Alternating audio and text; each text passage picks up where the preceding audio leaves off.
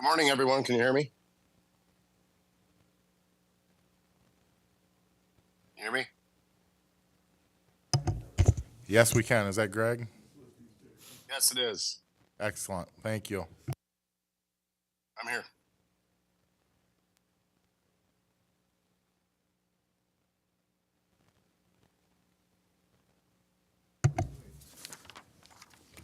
The House Appropriations Subcommittee on Labor, Economic Development, and Lifelong Learning will come to order. Mr. Clerk, would you please take the roll? Chair Snyder? Here. Representatives Martis? Here. Carter? Here. Liberati? Here. Hurry? Here.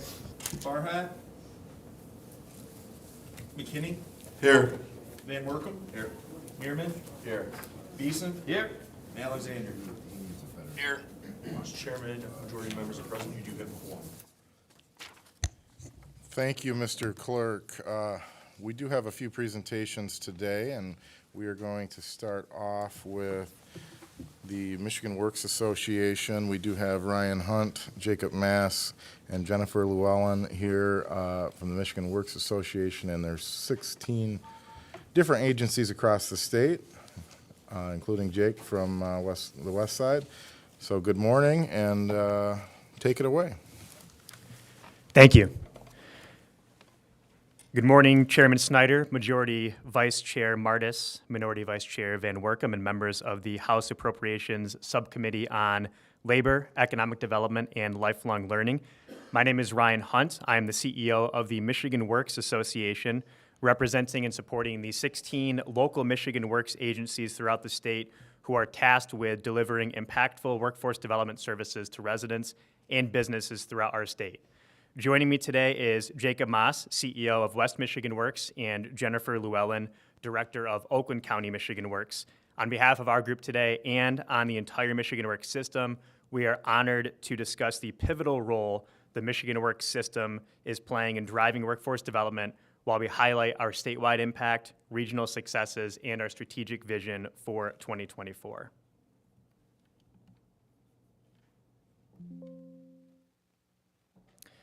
Our mission at Michigan Works is fueled by a singular purpose: to serve the talent needs of our communities and ensure that both businesses and residents thrive.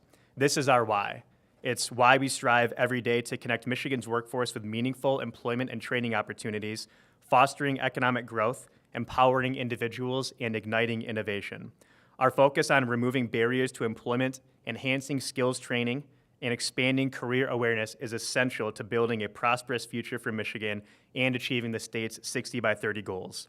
Together, through our collective statewide efforts, we stand ready to meet the challenges of the day in pursuit of economic progress, which means a continued focus on increasing labor force participation and maximizing opportunities for Michigan residents to access quality job and training opportunities.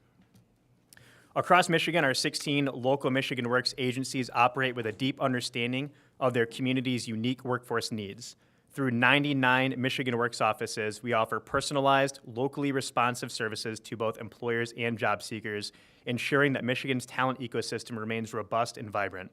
Each of the 16 local Michigan Works agencies brings together business and community leaders to respond to local workforce needs with an understanding and focus that is only possible at the regional level. These locally responsive workforce development efforts result in real impacts on real people, and we're looking forward to sharing some specific stories with the committee members today from two of our most innovative local workforce development boards. But at a high level, in the last 6-month period from July to December 2023, the Michigan Works system served more than 553,000 job seekers and supported more than 28,000 employers statewide. These efforts lead business leaders like CEO Harold Martin of Martin Technologies to pen a kind thank you note to the Oakland County Michigan Works team saying, quote, "Partners like you help us continue to build the best employees and ensure proper education and training is realized as we operate our business." Or Detroit resident Alicia Hines-Jones, who was a 2023 Michigan Works Impact Award recipient and graduate from Detroit at Work's Skills for Life program, who saw an increase in her annual wages by more than $12,000 a year after earning her CDLB license thanks to Michigan Works programming at the local level. These stories represent just a small sample of the more than 1.3 million service center visits to those 99 locations each year. In workforce development, we often talk about braided or leveraged funding, and what we mean is taking various funding sources at the different levels of government and pooling resources together to maximize opportunity for both job seekers and businesses. This is a brief snapshot of some of the key funding and programs delivered each year by the 16 local Michigan Works agencies, and we are looking forward to talking about a few of those areas in more detail momentarily, namely the Going Pro Talent Fund. First, my colleagues and I would like to emphasize some of the key features and initiatives around 3 core services delivered by Michigan Works agencies. On the job seeker side, career services are generally provided for items such as job search assistance, tuition assistance, and registered apprenticeships, among many others. In today's economic climate, marked by low unemployment rates, many individuals who are engaging with the Michigan Works system face complex barriers to employment, often preventing them from maintaining a good job, seeking additional training and education, and simply advancing their careers. Barrier removal has become a key feature in the workforce development space, and one where we need to continue focusing our resources to support our residents. Jennifer? Good morning. Thank you for the opportunity to be here this morning to share the exciting things that are happening at Michigan Works statewide each and every day. As Ryan mentioned, in the last 6 months, Michigan Works has assisted 553,000 job seekers across Michigan, many of them seeking career services. Many need guidance and support with navigating their job search, maybe assistance refreshing that resume that hasn't been visited in 10 years, or instructions on how to effectively use LinkedIn in their job search, or even a practice session on how to navigate a panel-style interview. Some need a champion, a coach, and a workforce development expert to provide one-on-one support through their job search. For others, their skills are outdated or they are seeking an entirely new career opportunity. One of my recent favorite stories is the journey of Bria Roberts. Bria worked a few jobs in retail and had previously taken classes at Oakland Community College. A mother of 2 from Pontiac, she was very busy raising a family, but also ready to start a new career. After receiving some guidance and support from one of our Oakland County Michigan Works career advisors, Bria enrolled in our 5-week CNC machine operator program, jointly developed with Oakland Community College and some local businesses. Oakland County Michigan Works covered 100% of her tuition, and OCC provided her with the skills and training necessary to earn 5 industry-recognized certifications from the National Institute of Metalworking Skills. A month after completing her CNC training program, Ms. Roberts was hired by Williams International as a deburr tech. 8 months later, she's still there and planning on enrolling in an apprenticeship program to further advance her career. Bria's journey is common. Individuals often start their educational journey and then life gets in the way, which is why our barrier removal work that Ryan mentioned is also so important. And it's so important that for the previous 3 years, the state has invested $21.3 million into barrier removal efforts statewide to address and remove barriers to obtaining a job, retaining a job, enrolling in and completing education.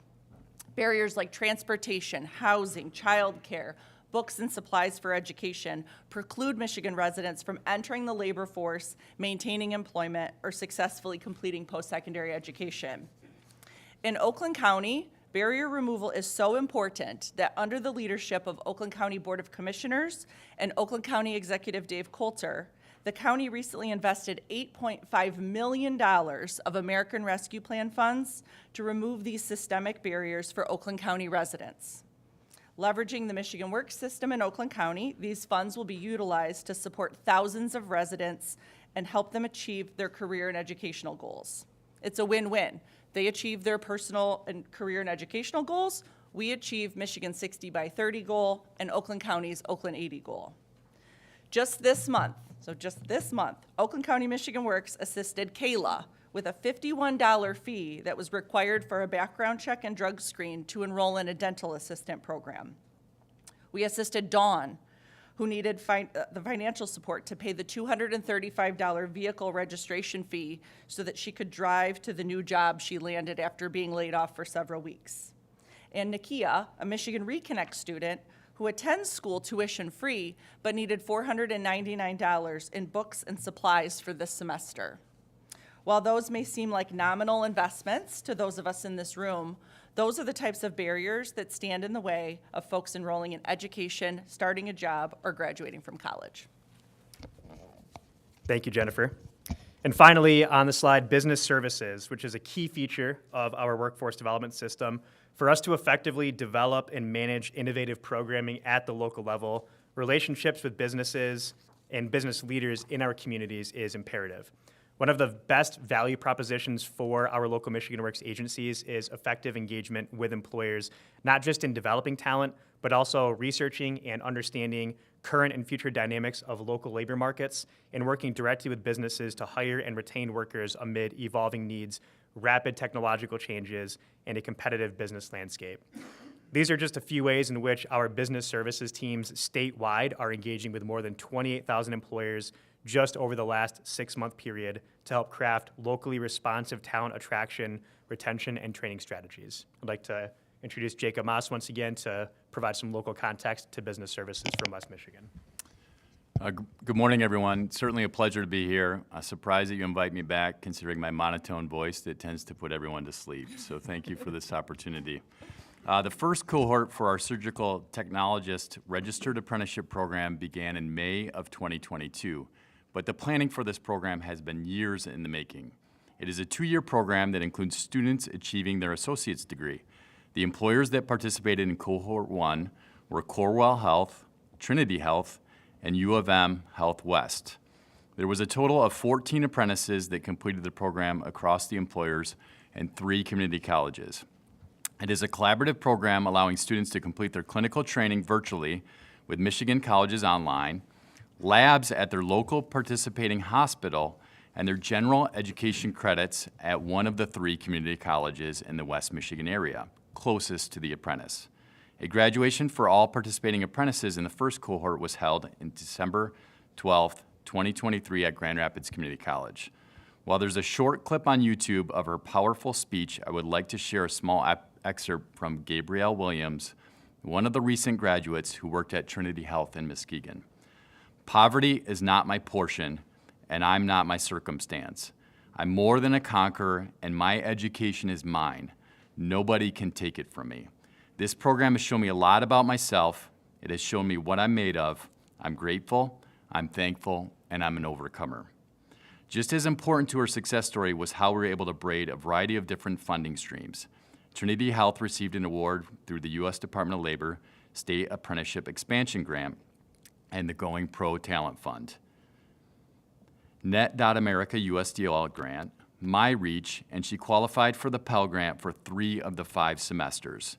Gabrielle could then graduate debt-free with a full-time job and is still happily employed with Trinity Health. Thank you, Jacob. Next, we'd like to talk about one of the key programs in our workforce development system here in Michigan, which is the Going Pro Talent Fund. The Going Pro Talent Fund is a prime example of the state's commitment to workforce development, offering training that leads to substantial wage increases and career advancement. This program not only elevates the skills of Michigan's workforce, but also helps support small businesses while fueling economic growth.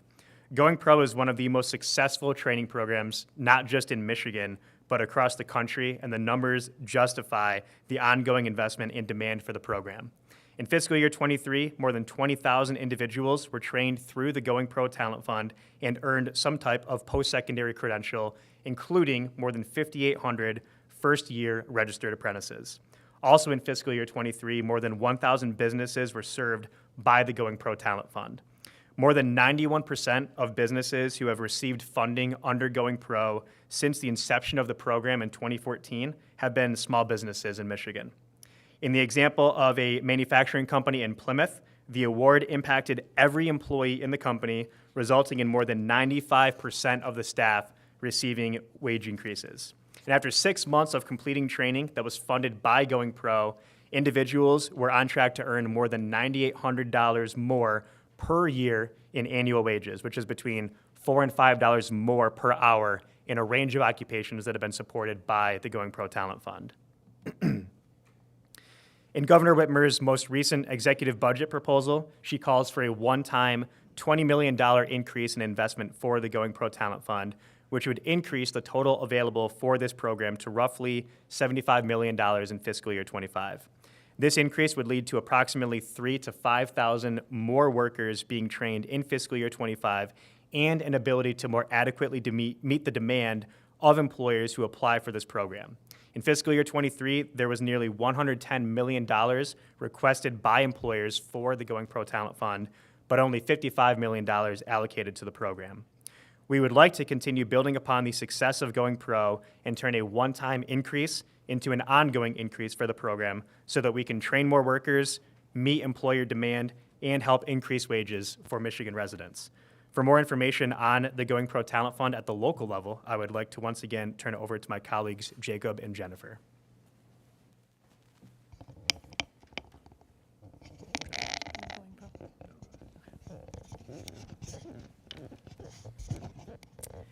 The impact of the Going Pro Talent Fund can be profound for both the business and their employees. And I know this committee has spent a significant amount of time in recent weeks discussing the investment opportunities and workforce challenges in the early childhood and childcare industry.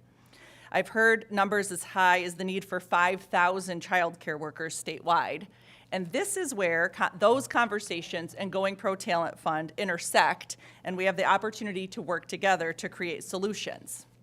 The Learning Experience is a childcare provider with dozens of locations across the state, and they first applied for Going Pro Talent Fund in fiscal year 2022.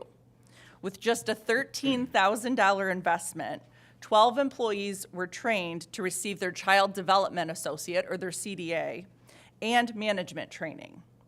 Of those trained, 75% of them received wage increases. The next year, they applied again for 5 of their locations across the state. And that year, 12 employees earned their CDA, and 14 new employees were also hired and trained.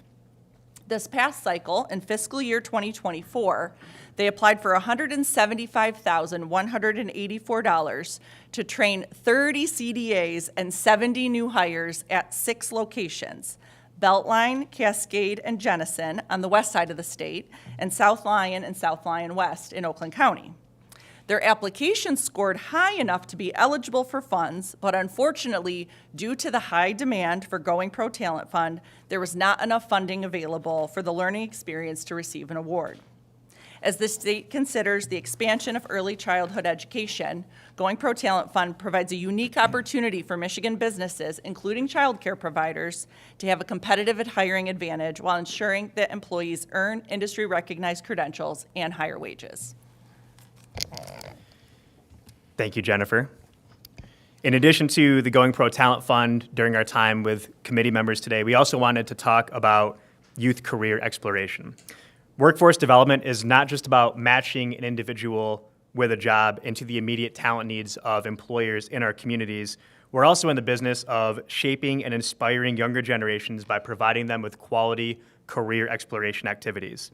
Career exploration and awareness helps students make well-informed decisions about future careers and educational pathways, while encouraging businesses to become actively involved in the self-discovery process of our future workforce. For several years, the Michigan Work System has been providing unique opportunities to middle and high school students here in Michigan through My Career Quest and also through other events like Manufacturing Day. These events are critically important. Again, they're engaging the business community. They are providing unique hands-on experiences for students that may not otherwise consider fruitful careers in our communities. And we're very excited to continue building upon these successful models like My Career Quest, like Manufacturing Day, and also looking at other successful youth work experience models like paid internships and summer internships that are directly administered and supported by the local Michigan Work System. And for more information on some of these local success stories, I'd once again invite my colleagues to provide some more information. I could see it on your faces. You're saying, what is My Career Quest? And I'm glad you're asking that question. Thank you so much. My Career Quest was created in 2015 by West Michigan Works, Kent Intermediate School District, and the Construction Workforce Development Alliance in response to employers' need for future talent. In 2016, it was expanded to Kalamazoo, And in 2017, we worked with all of our Michigan Works partners across the state and rolled it out through support of what is now called LEO. Last year in West Michigan, we hosted 8,000 middle and high school students from 77 different schools. These hands-on interactive experiences expose youth to a variety of jobs and an array of educational and training opportunities, allowing them to see what high-paying careers are available in our region. Assisting in the event organization are employers from our industry talent councils and 7 intermediate school districts from our region. Each employer exhibit represents one of five high-growth industries: advanced manufacturing, agriculture, construction, IT, and health sciences. Educational programs participate as sponsors to draw the connection between jobs and certifications, degrees, or licenses needed to enter or advance careers. Our investment in our community's youth and their careers is showing excellent returns. Last year, 90% of students and 80% of teachers reported learning about employment, training, and educational opportunities they did not know about before My Career Quest. I would like to share one of the students' stories. Landon, a Kent County Career Line Tech Center graduate who is now pursuing welding engineering technology at Ferris State University, was one of the 8,000 students who had taken part in this profound career exploration experience every year. Landon was one of Discover Manufacturing's scholarship recipients in 2023. At the award ceremony, Landon's mother shared with Discover Manufacturing council members that My Career Quest was instrumental in introducing Landon to his future career. At this ceremony, Dave Thalen of Grand Rapids Tooling and Automation asked Landon's mother how Landon first got interested in welding. She responded, "I think he went to a career event at DeVos as a freshman." Landon said, "Yeah, that's right. There was a woman there that had helped me weld. And from there, I was hooked. In fact, it was that woman right over there." He pointed to Laura Pruce from DeWise Manufacturing, who had been showcasing welding careers at My Career Quest along with Grand Rapids Community College for several years. Hearing that My Career Quest had such an impact on Landon was powerful. The strength of our partnerships with schools, employers, and our industry councils are what make My Career Quest so successful, providing life-changing opportunities for students like Landon. Just want to add that photo there is from My Career Quest Southeast. We held that in November at the Suburban Collection Showplace in Novi, hosted 6,000 high school students from Oakland, Macomb, Wayne, Washtenaw, Livingston, and Monroe counties. And the students are learning about respiratory therapists, and those are actual pig's lungs there that they had the opportunity to inflate to see what that occupation looks like. Youth career exploration and awareness is near and dear to my heart.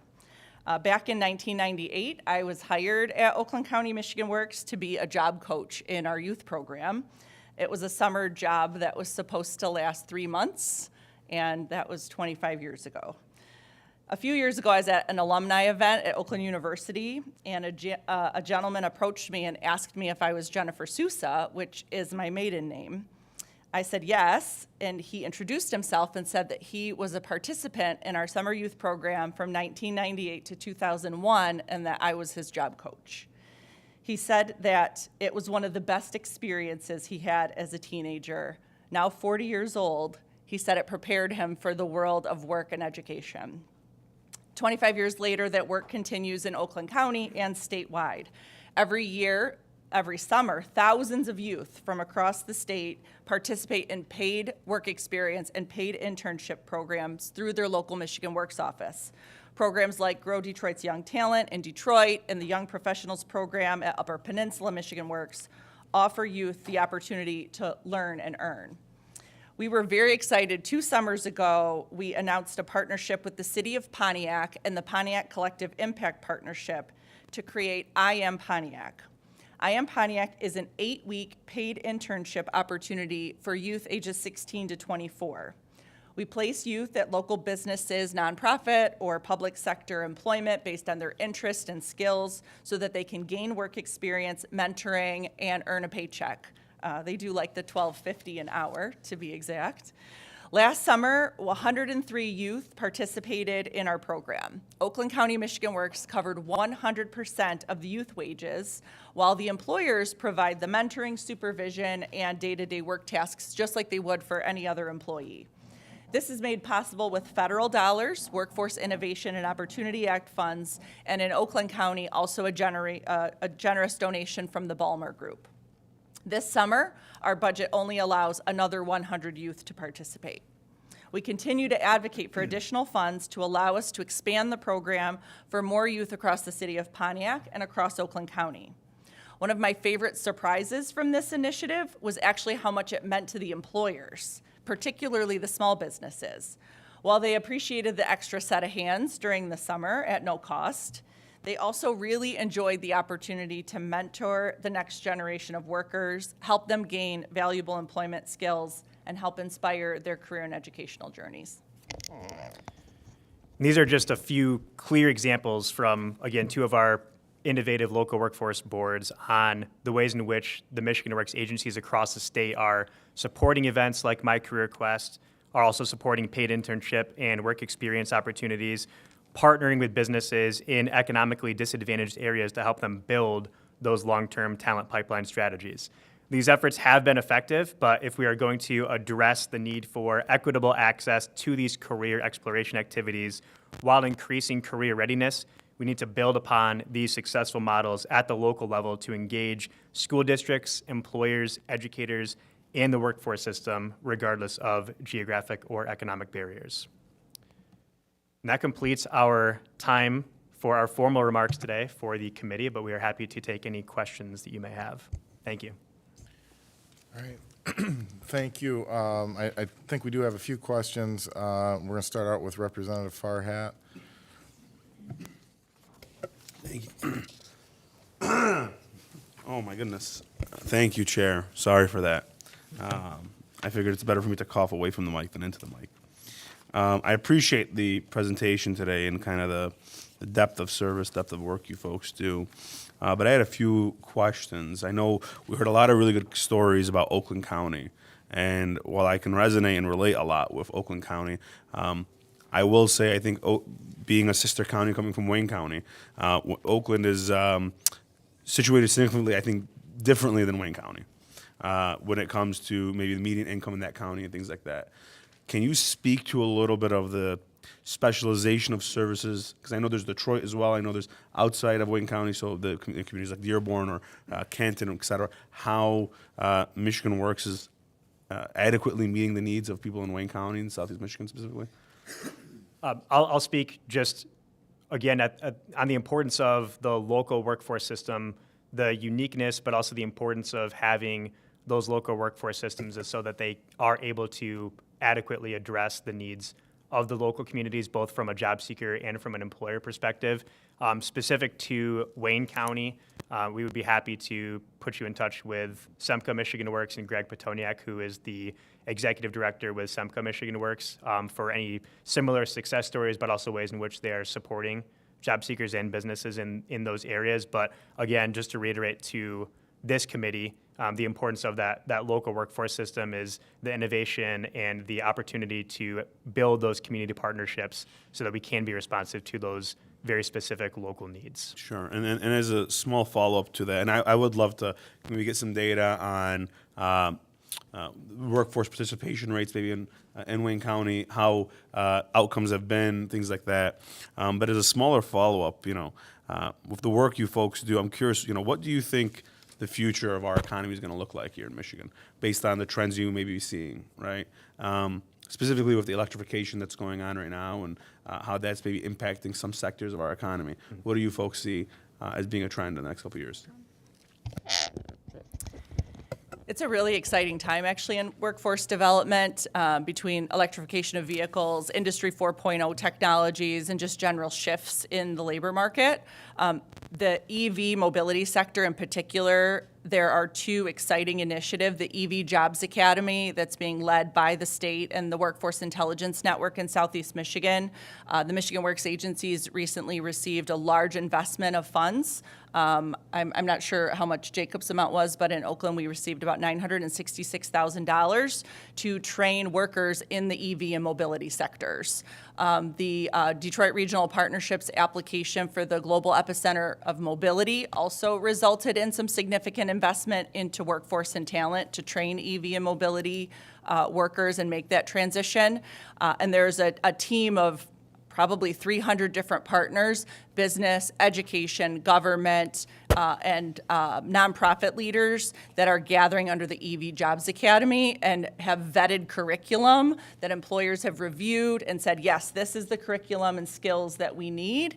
Now we have funding available to train the workers, and so that outreach is starting right now to really engage workers and set Michigan up to be a leader in this space. So I think it's a really exciting time that we haven't seen this type of revolution in technology in a very long time. And the Michigan Works system with our partners is set up in a really, really great place to do that. Yeah. Any data you can have to share, I would love to look over about maybe participation in these programs or if I got any outcomes that we're generating, I would just love to see that. Absolutely. Thank you.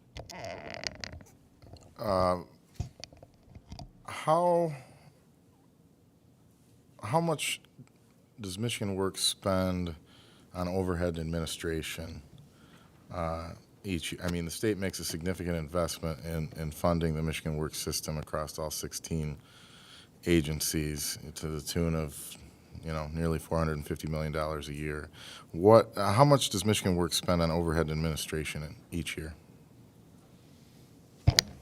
It's a great question. Each Michigan Works agency is going to be a little different, Representative.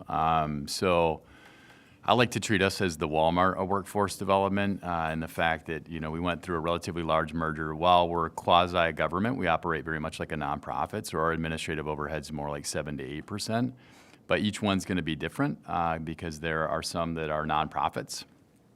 There are some that are closely connected to their city government or county government. So each one's going to be slightly different depending on the Michigan Works agency. And across all 16 agencies, about how many employees does Michigan Works or the Michigan Works employ throughout the state? Again, I can only answer West Michigan. We have about 200 employees, but we do a lot of direct services. Some Michigan Works agencies have a lot of partners, so maybe Jennifer can speak to some of the partners that she has in Oakland County. So at Oakland County, Michigan Works, my administrative team is very small. It's 14. And we've reduced our footprint of centers because of the limited funding that's available at the federal level. At one point, we had 10 Michigan Works offices in Oakland County. We've reduced that to 6. We do not deliver services directly. We use a subrecipient model, so we have 6 centers, Novi, Oak Park, Pontiac, Southfield, Troy, and Waterford. Goodwill Industries of Greater Detroit run 2 of our offices in Novi and Pontiac. Gesher Human Services, formerly JVS, runs our Waterford location. 2 school districts, Troy School District and Oak Park, and then the city of Southfield has our Southfield location. And we have about 100 staff across the 6 offices. I did want to note, though, that the investment that you referenced, Chair Snyder, is federal dollars. The state dollars that we receive right now are limited to the Going Pro Talent Fund and the barrier removal funding. And Going Pro Talent Fund is capped at a 7% admin and program. So it's not, the vast majority of those dollars are all pass-through dollars. Vice Chair Van Workum. Thank you, Mr. Chair. It's good to hear your voice this morning and that sweet, soft voice of Jacob Moss as well, as someone else that has a bit of a monotone voice. You kept on referencing, I guess I got 2 questions here. You kept on referencing the 535,000 Michiganders that you've assisted. Is that high a number? I mean, what would be an ideal number? We have these efficiency numbers of what we think is a good unemployment rate, right?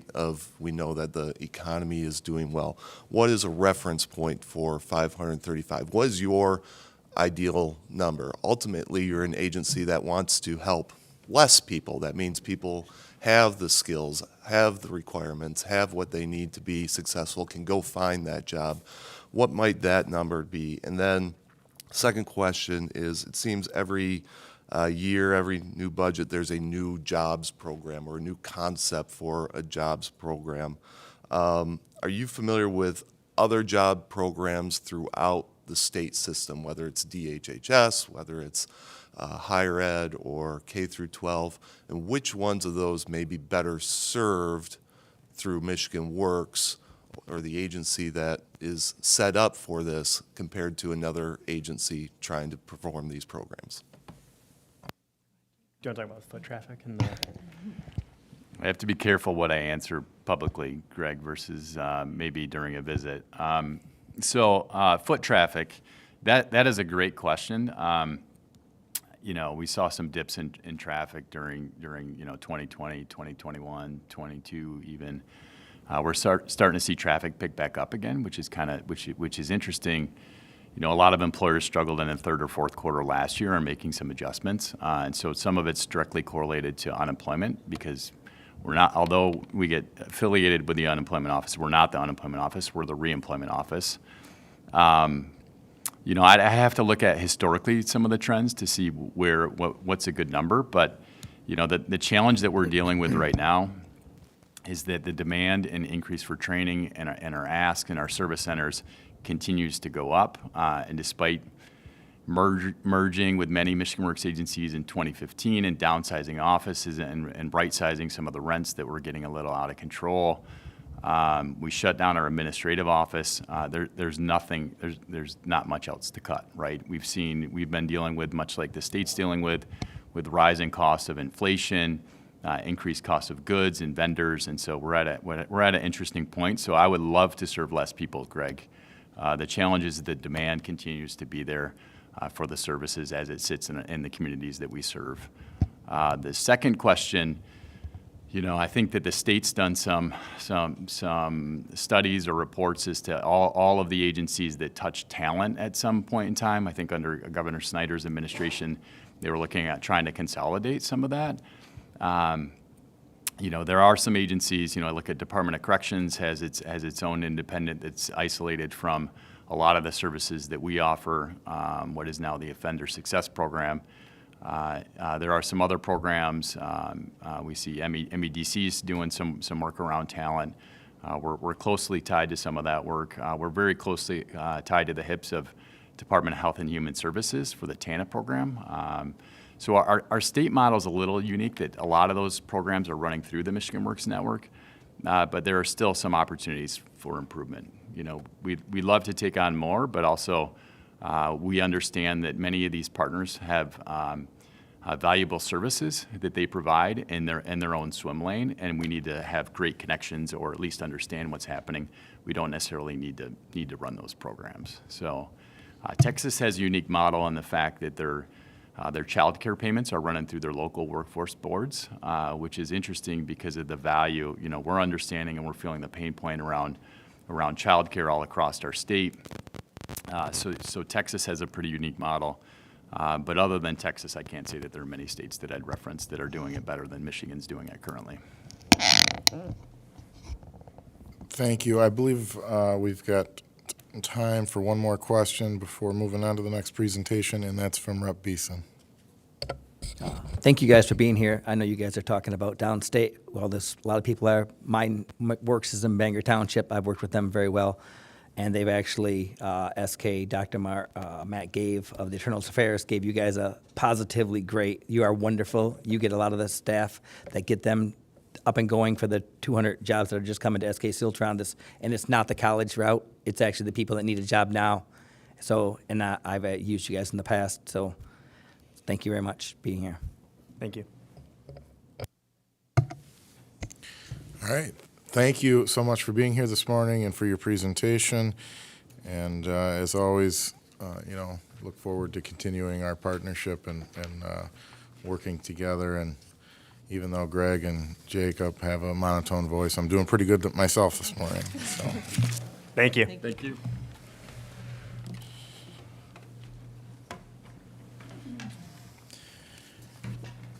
Next, we're going to hear a presentation from Roger Curtis from Jobs for Michigan's Graduates.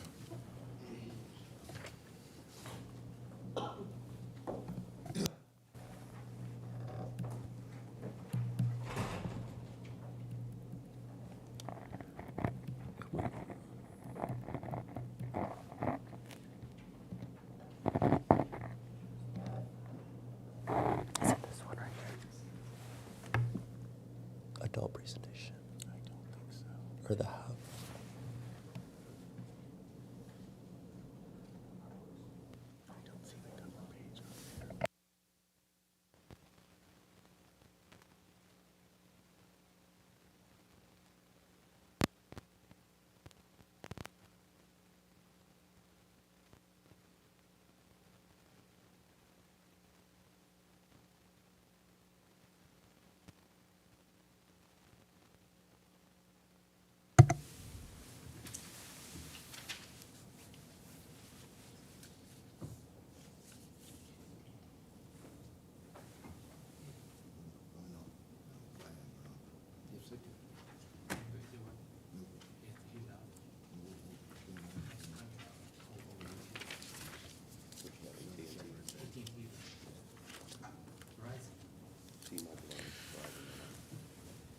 All right, good morning, Roger. Good to see you again. Good and, morning. I thank thought you for were just being going to here. hear from me and not see anything there for a minute, but yeah, it all worked out.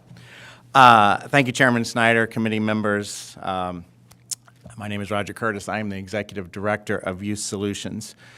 Youth Solutions is the organization, and our programs are Jobs for Michigan Graduates, JMG, which I think most of you have heard of, and also Select, which I'll be talking about today. I'm very excited to share this story with you. So let's start with Youth Solutions. What is Youth Solutions and why does Youth Solutions exist? Simply, Michigan's youth population is shrinking, less educated, missing basic skills and competencies needed for all post-secondary pathways, and subsequently, even if they enter the workforce, many are not able to earn a family-sustaining wage. Our vision is to transform post-secondary pathway support for Michigan's youth by providing access to career-focused education in every school so that every Michigan youth graduates with a clear, actionable plan for the future. I want to be clear. When we talk about career-focused education, we are not a jobs program. We are not talking about entry-level jobs or only about jobs that do not require a college degree. That is a misconception about us. We want to help all youth find their path, whether that is a credential or certification attainment, apprenticeship, or 2- or 4-year college degree. We support the state's 60 by 30 goal. We also support the other 40. We do this by equipping young people across the state with the skills to overcome barriers and succeed in education, employment, and life. Youth Solutions currently offers 2 statewide services, JMG, Jobs for Michigan's Graduates, and Youth Solutions Select. JMG is the state affiliate of the National Jobs for America's Graduates organization.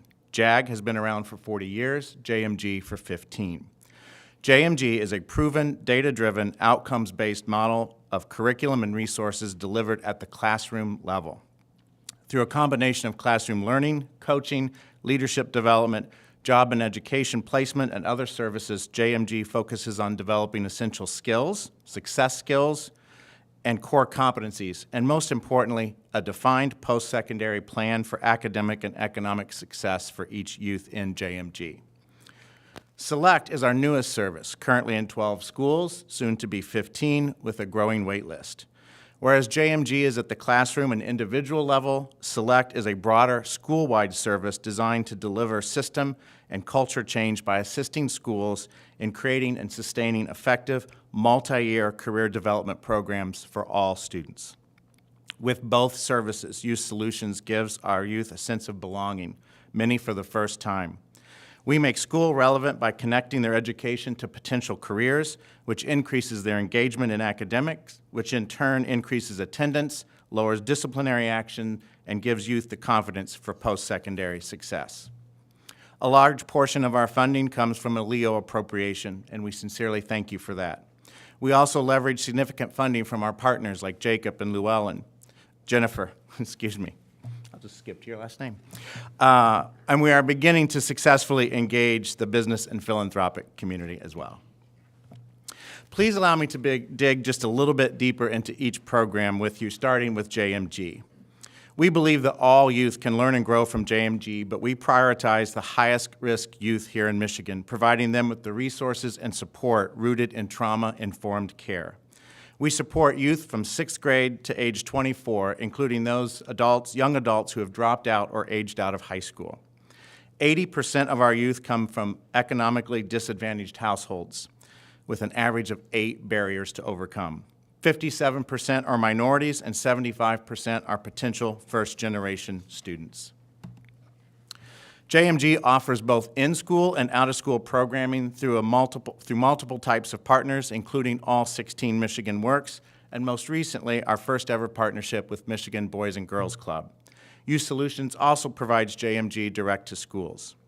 JMG is delivered through Youth Solutions trained specialists, who are the local, on-the-ground teachers who work with our students on a daily basis. Specialists help the students overcome the many barriers at school and in their personal lives that can prevent them from graduating and reaching their full potential. Our specialists are teachers, their mentors, and their coaches. They deliver academic remediation when necessary, teach success skills and core competencies needed by employers, and provide youth-centered, demand-driven post-secondary guidance. Often, these are the first trusted adults in these students' lives. A unique feature to JMG is our 12-month follow-up. Our specialists remain in touch with our JMG graduates and their respective employers and post-secondary education institutions to ensure their success. And our outcomes are amazing. Statewide, we have a 98% graduation rate, with 82% of our youth finding meaningful employment and 54% going on to some form of post-secondary education. The state's average of going on to post-secondary education is also 54%, and that includes all social and economic youth groups. When I was a director at Talent and Economic Development, which is today LEO, we had a saying that the talent gap in Michigan was actually a career awareness gap. The massive shortage of counselors, who are often underfunded and overburdened in Michigan, means that meaningful career guidance in our high schools is rare. In fact, research conducted by Youth Solutions with students, educators, and families across Michigan revealed that less than 50% of our students report having someone at their school assisting them in planning for their future. 76% of students said they don't have or are unsure if they have a documented career plan. 92% of educators agreed or strongly agreed that they believe their school could be more career-focused. 52% of families are not aware of legislation requiring a student educational development plan, and 49% of those parents have never been given the opportunity to review the student's EDP. These numbers are even worse for underserved schools. That is why we started SELECT. SELECT, which is based on the Michigan Career Development Model, supports our counselors and educators and helps reverse these gaps by assisting schools in creating and sustaining effective multi-year career development programs. SELECT provides school-specific research, expert consultation, and systematic program curriculum development, ongoing collaboration, and accountability that empowers schools to create a career-focused culture and embed career exploration engagement and experience in their core classes for all students. SELECT equips students with the essential knowledge, experiences, and understanding of all post-secondary routes to make informed decisions about their future. We engage families to become better informed to support their students' educational and career aspirations, contributing to a collaborative and informed approach in career development.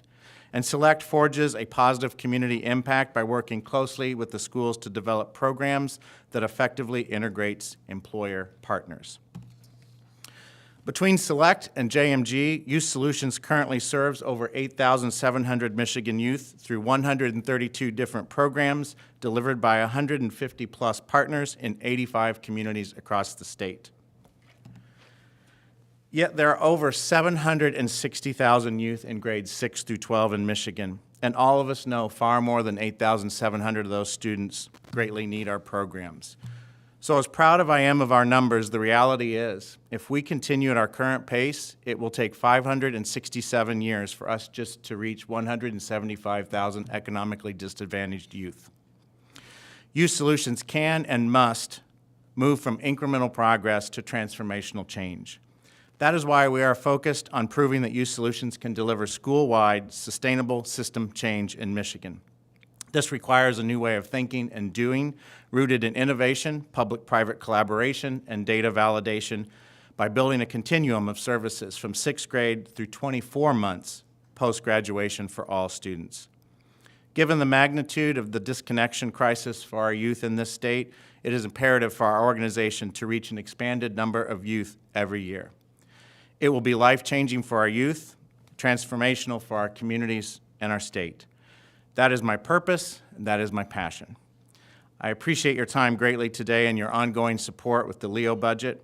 We could not do what we do without you, and we sincerely appreciate it. I'd be more than happy to answer any questions you may have, but I would be remiss if I do not remind you that JMG Legislative Day is next Wednesday. We will have over 200 of JMG's youth from around the state here at the Capitol, many coming to visit with you to share their incredible stories. Thank you. Thanks, Roger. And yes, I was going to make mention of that. Looking forward to that. Always enjoy the kids coming. You know, Jeff Lohman from Muskegon High School will have his class here, and always looking forward to that. So to our tens of viewers this morning, I hope Jeff knows that he just got a shout out. We'll send them the link. Vice Chair Martis. Thank you, Mr. Chairman, and thank you for being here today. I think Chairman Snyder has really done an excellent job pointing out that we have a lot of excellent programs here in the state of Michigan that we're getting funding towards, but we also need to make sure that as folks enroll in a lot of these sorts of programs, that they're also completing that as well. Nationally, Michigan ranks 20th when it comes to kids graduating from high school, completing their high school degree. We're about average when it comes to young people enrolling in community college or a four-year university, but we're 49th in completion of a degree. What can we do to make sure, yes, we're pushing folks towards these sorts of programs that are doing a lot of good, but making sure that we're retaining them and making sure that they're seeing the programs to their completion? I have a lot to say about that. I'll try to be brief. Let me start with before they get to that point, because that is a lot of what JMG and Select does. And I'm going to recall a story of my wife and I have 3 kids, and our oldest we went to, and I was working at Talent and Economic Development at the time. We went to Parent Introduction at Michigan State University, and I don't mean to offend Michigan State. All of the universities do this. But I said in the orientation, and they said, if your son or daughter doesn't know exactly what they want to do, that's okay. Their freshman year, maybe even some of their sophomore year, they can explore different opportunities. My wife said, don't do it, don't stand up. But I was so upset because we are sending kids out into the world to 4- and 2-year institutions not knowing what they want to do. And as I mentioned, many of them are first generation going into that situation. And so I'll get into the barrier piece in a minute, but you go there and you don't know what you want to do. It's expensive. It's not something that you're used to doing. And we're seeing so many youth drop out, still without a degree, and then with debt. And we still haven't closed the talent gap here in Michigan.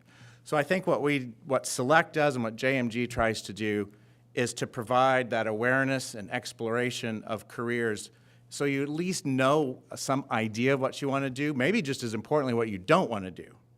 So that when you go into that 2-year or 4-year institution, or even to get a certificate or degree or an apprenticeship, you're a lot closer to bringing together aptitude and interest, that intersection, and be successful. The next piece I will mention, which really does not fall in the realm of JMG and Select, but it does with our first generation students going on to these post-secondary education pathways. They have the same barriers that Jennifer and Jacob talked about for jobs. They have those same barriers to go to school. So childcare, transportation, those types of things. So I think the more that we can work with those institutions to provide those wraparound services, and then we've got them set up to at least have an idea of what they want to do with their career and what it's going to take to get there, they'll be more successful. Thank you. Thank you. Thank you, and we've got time for 2 more questions here relatively quickly, but Representative Meerman. Thank you, Chair. Could you expand a little bit on, I think initially when you first opened your presentation, you were talking about falling statistics, kids not as prepared. Maybe I'm remembering that wrong, but I'm wondering if you can elaborate on that. You know, how are things sort of going the wrong direction? And Well, I mean, you talk to most employers and even those post-secondary education institutions, our youth are, and there's a lot of different phrases you can use, 21st century job skills, soft skills, core competencies, work skill, whatever.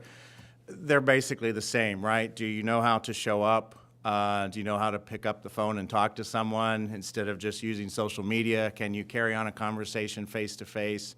Do you know how to build a resume? Do you know what do you exhibit critical thinking, problem solving? Can you work in a group? It's all of those. And it certainly predates COVID that we started to see those generations lose some of those skills.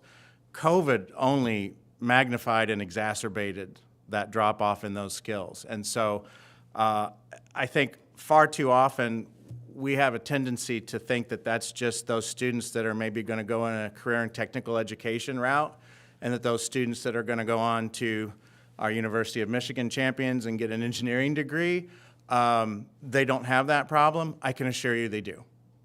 They have the exact same problems. This is ubiquitous.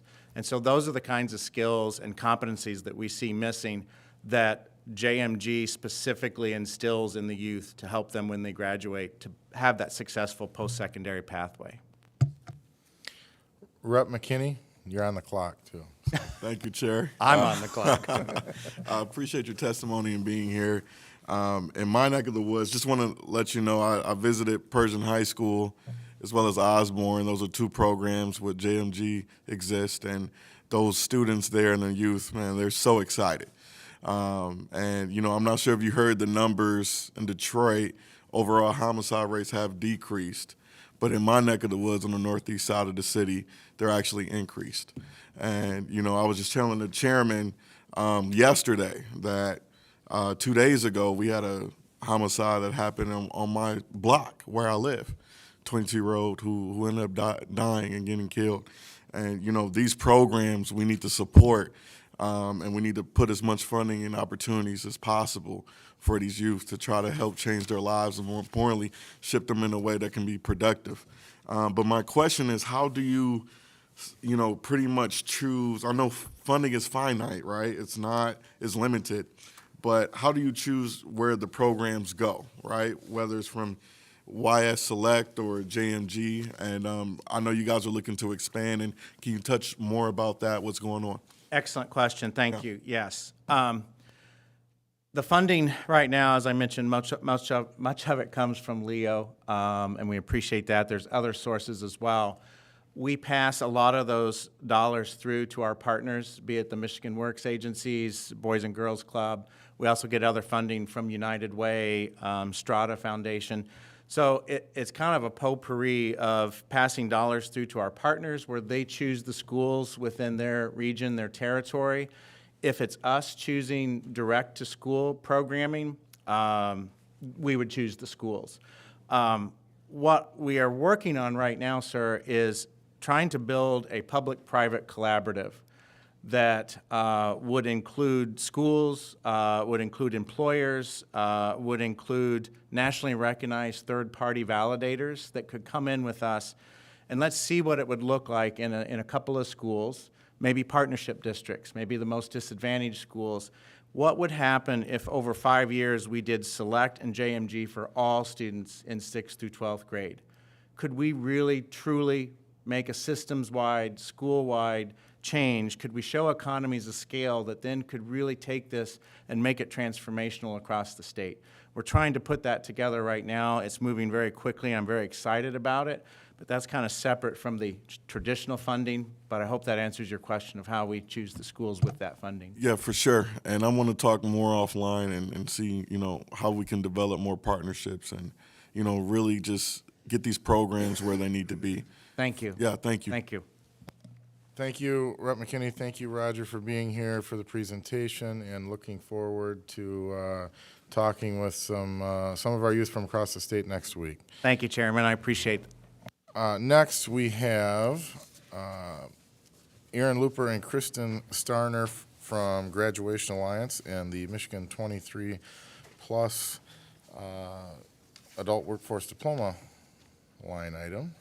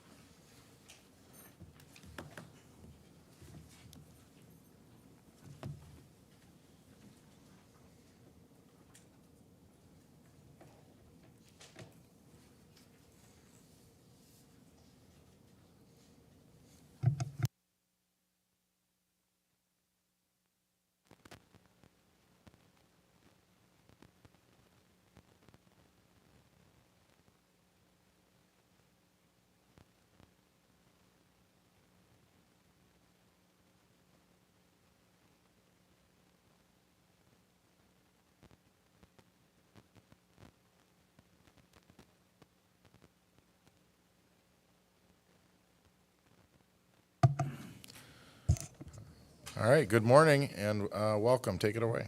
Good morning. Thank you. Chairman Snyder and members of the Labor, Economic Development, and Lifelong Learning Committee, thank you for allowing our organization the opportunity to appear before you today. My name is Kristen Starner, and I serve as the Vice President of Government Affairs with Graduation Alliance.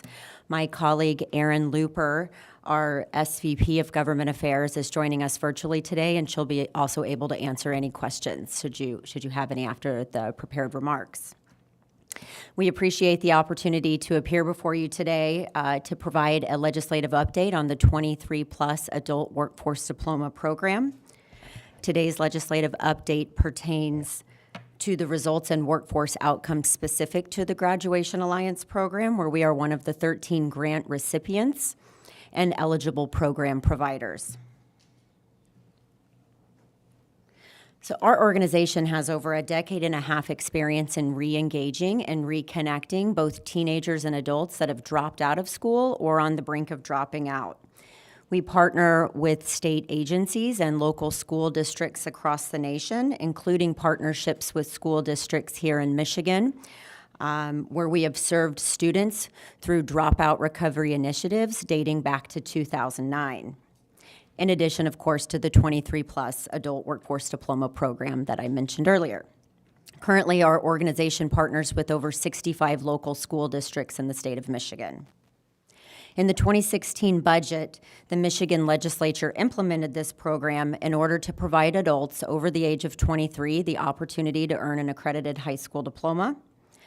Michigan has served as a model for many other states across the nation in providing a similar avenue for adults to further their education and obtain this accredited high school diploma.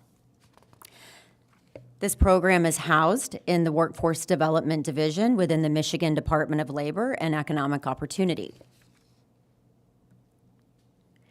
So this program operates in an open provider space, and as I had mentioned earlier, Graduation Alliance is just one of the 13 grant recipients and eligible program providers.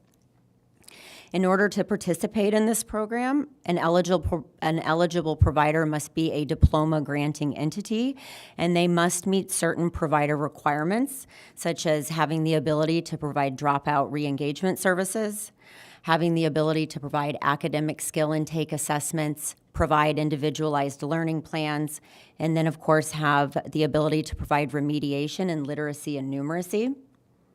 They must also have the ability to provide employability skills certifications and industry-recognized credentials, among other provider requirements. The funding structure for this program is outcomes-based, so grant recipients and providers must submit monthly progress reports along with an invoice, and that is strictly based on milestone completion. And these milestones include satisfactory monthly progress, attainment of workforce credentials, and of course, graduation. The program operates in a multimodal space, so it can be online, it can be in person, and it can be virtual. Our program is fully online, which allows us to serve adult learners all across the state of Michigan. The program is asynchronous, but it is not self-paced, so adult learners have due dates, deadlines, and a syllabi. And they are also partnered with an academic coach to monitor pace and progress and also to help them overcome any obstacles and barriers to learning.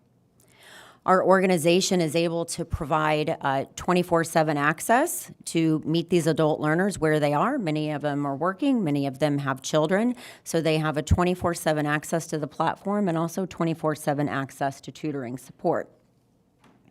The program has been successful since its inception because it is based on the principles of accountability, flexibility, and transparency, and also due to the robust support services that these adult learners receive through our program. So as you can see here, there's a breakdown of graduates and current enrollments for our program. And as you can see, we provide access to even some of the most rural areas of the state.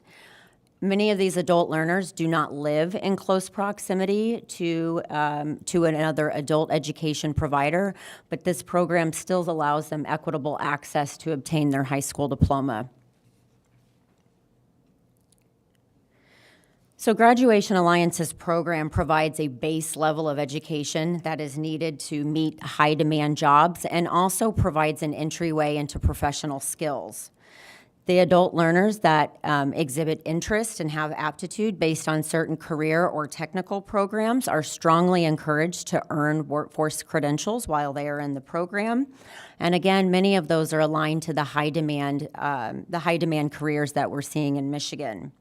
To date, the program has a graduation rate of 74% at an average cost per graduate of $4,175. There are currently 318 adults enrolled in the program, and there have been over 1,400 graduates to date. In addition to earning an accredited high school diploma, you'll also see that over 700 of these adults have earned employability skill certifications, and 335 have obtained workforce credentials, which is just under 25% of the total that have graduated. As you can see, 84% are working age adults. They're between the ages of 23 and 39 years old. The vast majority, 77%, are female, and the vast majority of them also have children. So we're, looking at working age adults with children at home.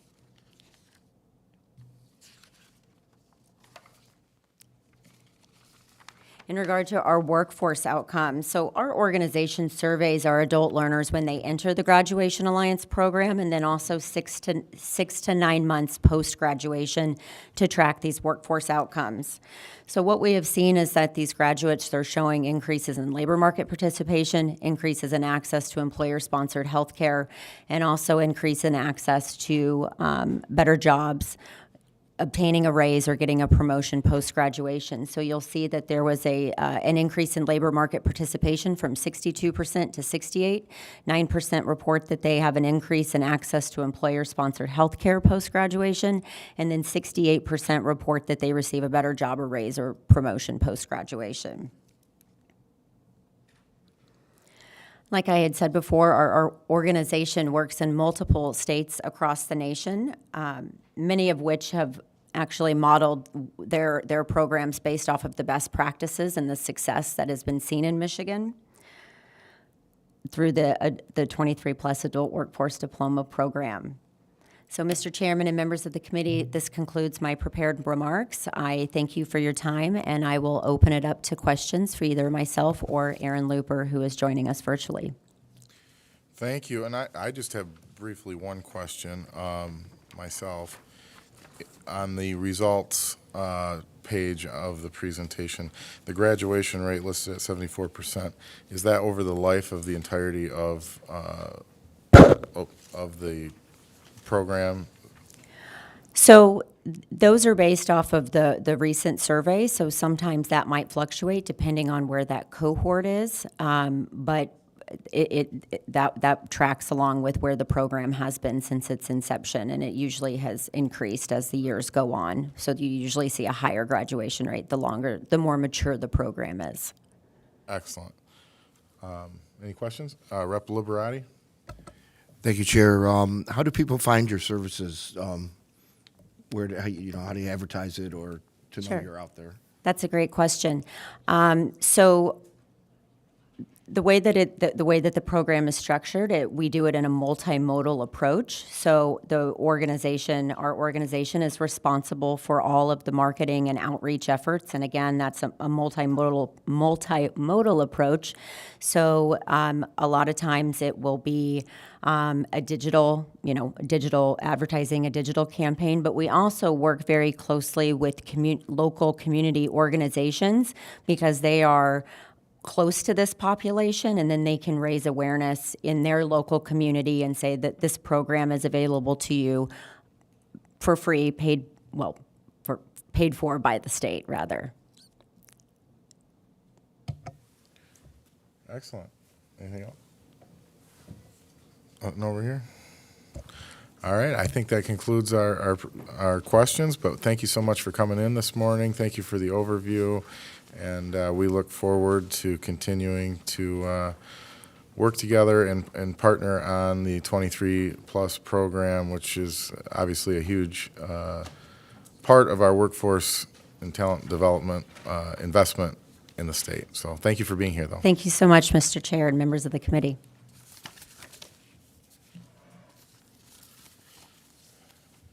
All right, next we are going to hear a presentation from Disability Network of Michigan. We have with us today from the Statewide Association, Terry Langley, and Will Wilson from Disability Network of West Michigan, who I think Greg and I are both very familiar with. So.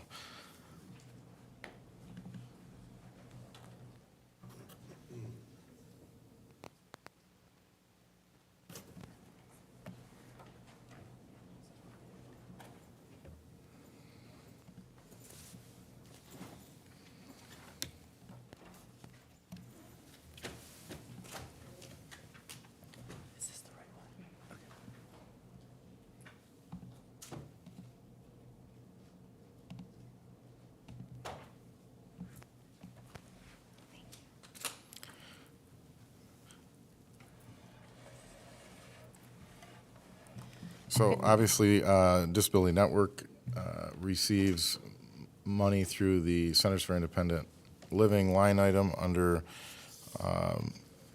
MRS, under Leo, and we're great to welcome Terry back to committee. It's been a while. I know when Greg was the chair, she was in to present, but it's good to have you back, and welcome back to committee.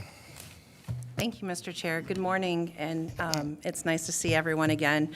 And I was in when Representative Van Werkum was the chair. Unfortunately, it was just me because my director at the time was on vacation.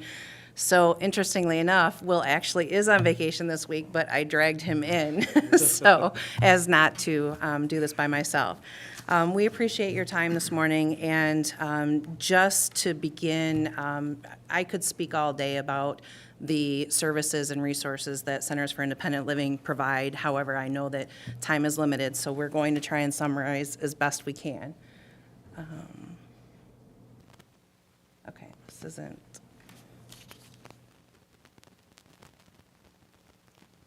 Okay.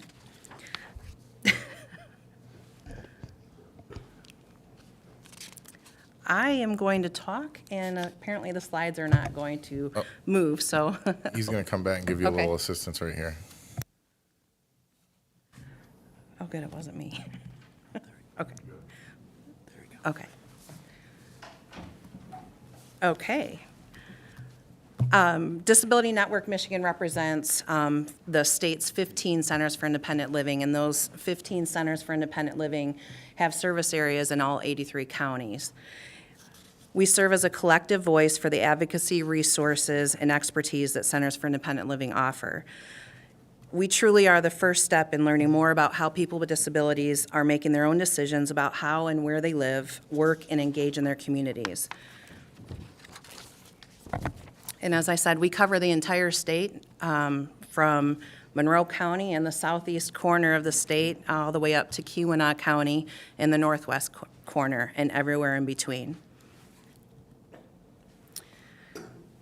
For anybody that doesn't know, Centers for Independent Living were created under the Federal Rehabilitation Act of 1973 as a result of people with disabilities fighting for their rights to stay out of institutions. At that time, there were a lot of people that believed that if you had a disability, especially a significant disability, that your place was better off in an institution. And so in the 60s, there was a group of folks who fought to make sure that they were allowed to stay in their homes and make their own decisions about their own lives. All 15 centers for independent living are non-residential, consumer-driven, community-based disability organizations that promote independence and self-determination for people with disabilities. They're consumer-driven because they're required by federal law to have individuals with disabilities make up at least 51% of their staff in decision-making positions. And they're community-based because the staff and the board members live and work in the communities that they serve. At Disability Network Michigan, we educate, we advocate, and we raise awareness. We educate by helping people understand exactly what independent living means. And it means that we all have the right to make our own decisions and choices about our lives, regardless if we have disabilities or not. We advocate for policy changes that will support this independence. Policy changes that break down existing barriers which prevent people with disabilities from being accepted fully in our communities. We also speak up when we see proposed changes that would disrupt that independence. We raise awareness because we engage our community partners in meaningful discussions focused on removing those barriers and increasing accessibility and inclusivity. And I did want to mention that the governor announced in her State of the State address last month that affordable housing is one of her priorities. We'd like to add that accessible and adaptable affordable housing needs to be talked about as well. And one recent example that illustrates this barrier that exists for people with disabilities in finding accessible housing is the city of Adrian in Lenawee County in 2022 experienced a situation where an independent living community that was for people who were 62 and older and permanent disabilities, their building was condemned because there was a 6 to 9 inch gap between the floor and a wall found in a third floor apartment while carpet was being removed. Approximately 175 tenants were forced to leave their homes, and because of the lack of affordable and accessible housing in that community, many of the residents were displaced and relocated from their communities through no fault of their own. Employment also is a very large barrier for people with disabilities. And just to touch on that a bit, Disability Network Michigan, as well as the Centers for Independent Living, work with people with disabilities on employment skills. We teach them how to put together resumes. We teach them how to interview. And we also work with the business community, making sure that they understand that any myths or fears they have about hiring people with disabilities simply aren't true. We also want to serve as a resource for your offices. Many times when you get calls, you don't know where to turn, you don't know where to put people, and we would like to assist you, and we would like to encourage all of you that when you have someone, maybe a family member or a loved one that calls and is desperate, doesn't have the answers, doesn't have the information for where can they go in their community for help, especially if they have a disability or they have a loved one going through something, we would like you to point them in our direction. We have staff available that can answer questions and provide resources. And speaking of resources, we provide resources and services for people with all disabilities for all ages. And 35% of the people that we served self-identified as having a physical disability, and 32% self-identified with having a cognitive disability. And this is probably the most important thing I'd like for all of you to take away from today. Whether we're born with a disability, experience one due to illness or injury, or age into one, disability is part of the human experience. And according to a CDC number, there are approximately 2.1 million, or 1 in 4 adults in Michigan who live with a disability. And to tell you more about the value and impact his still has on his community, I'd like to introduce Will Wilson, Chief Executive Officer at Disability Network Michigan. Good morning. Thank you for the invite. And I definitely appreciate the opportunity to be able to share with you what Disability Network West Michigan has to offer. So Disability Network West Michigan, we cover 5 counties, Muskegon, Newaygo, Oceana, Mason, and Lake County. Our primary office is in Muskegon. We do have a satellite office in Newaygo and Oceana, and I'm currently working to make sure our presence is increased in Mason and Lake. Our mission is to advocate, educate, empower, and provide resources for persons with disabilities. So as with all the centers, we all offer 5 core services. We offer peer support and mentoring, information and referral, individual and systems advocacy, independent living supports, as well as transition to community-based living, which we also refer to as diversion services. So our center offer individualized trainings as well, and these trainings, we offer diversity, equity, inclusion, and accessibility trainings. We offer the Americans with Disability Act trainings with a focus on employment and accommodations, program accessibility, physical accessibilities, customer service, and digital access. We do receive a lot of calls from a lot of different businesses who would like for us to consult with them in regards to their decision-making when it comes to staff requesting accommodations and such. One of our staff, Brad Hastings, he is a certified ADA coordinator and a member of the ADA National Network Trainers Leadership Network. And we also offer trainings in ableism, service animals, accessibility review services, which has become one of our most popular services being offered to date. With that, individual businesses can contact us. Actually, we have a lot of consumers who contact us about some questions in regards to if some local businesses are accessible. And what we do is our staff will go out, meet with those local businesses, and give them some recommendations in regards to ways in which they can make their business more accessible. We definitely stress to them that we aren't an enforcement agency, so we don't have the authority to enforce those changes, but we do encourage them to make, we do encourage the recommendations to be considered.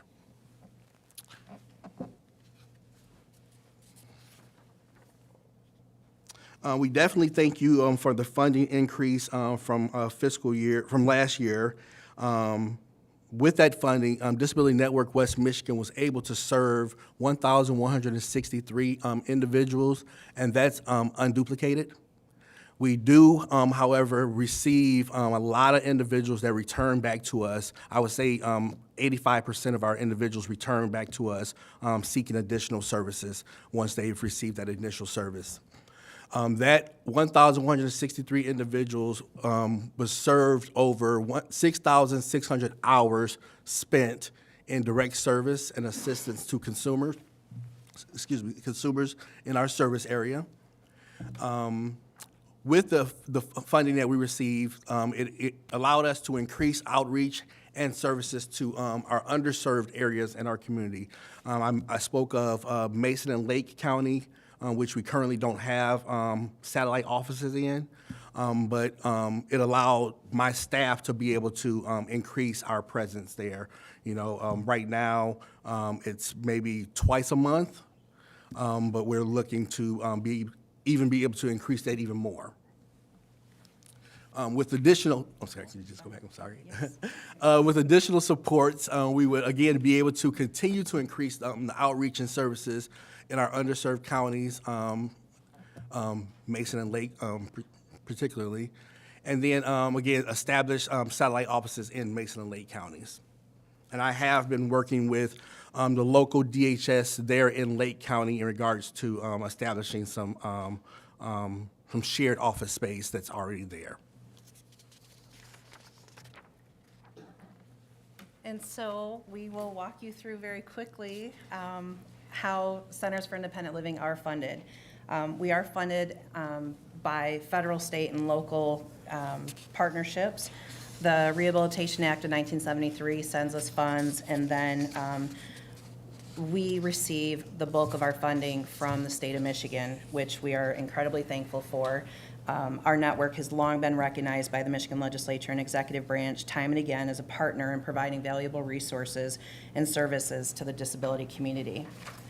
Of course, this recognition is evident each year with dedicated line item funding in the budget that Mr. Chair mentioned when we were beginning. In 2019, for every dollar that the network received, we saved the state $7. And we're working right now on an updated return on investment. But that return on investment, that savings is met through people with disabilities who are able to find employment so that they start contributing to their economies, the local communities. And it's also a big bulk of it is keeping people out of nursing homes. And so altogether, keeping people off of state assistance programs that they typically would have to rely on. Centers for Independent Living help empower people with disabilities and letting them know that there are other alternatives to independence. And so here we are for this year. The governor recommended us to receive funding at $19.7 million, which is what we received last year ultimately, and that includes approximately the $1.2 million increase that we received from the governor's recommendation for '24. That increase was largely because of all of you. And so we again want to appreciate and thank all of you for making that happen for us. And as Will mentioned, that increase was spent helping increase capacity and outreach to those underserved communities that were not able to meet with current funding levels. And that funding is distributed through the Michigan Rehabilitation Services Agency, and it goes through a formula that was agreed upon by all of the centers. And the reason this is important to point out to you is because it not only keeps them from competing for each other for limited state dollars, but it also helps all of you to not compete against each other for those limited state dollars for your communities. We actually are a role model for other states that have centers for independent living and how we are able to band together and ask for funding and spend it the way that we do. And this year we're asking for a $3 million increase for the very reasons that we spoke about, to increase the capacity. We still are not fully funded to the point that every person with a disability can receive resources and services in the state of Michigan, particularly in the Upper Peninsula. I'm sure that goes without saying, but we have one center serving the entire Upper Peninsula, which means the hours spent just driving to somebody is pretty much most of the day. And we are hopefully going to make our case to all of you and your colleagues that we know this is very limited funding, but it is very needed for people with disabilities. With this important state investment, Centers for Independent Living are able to provide vital services and resources to assist people with disabilities, services and resources which empower people with disabilities to lead independent and fulfilling lives. Thank you. Thank you for your presentation, and we're right on the button here on time, so I appreciate you coming in this morning. I encourage all members of the committee to reach out to their local agency and have that relationship built because this is very important work that you do. So thank you for your time this morning, and thank you for being here. I'd also like to put a personal point of privilege here. Thank everybody for being here on a non-session day. I appreciate the willingness of the members of the committee to continue our work over the next couple of weeks in a short window, because I do think it's important that we continue to hear from the many agencies and trusted partners and vendors that we partner with to do the work of now a multi-department budget that we have the privilege of putting together.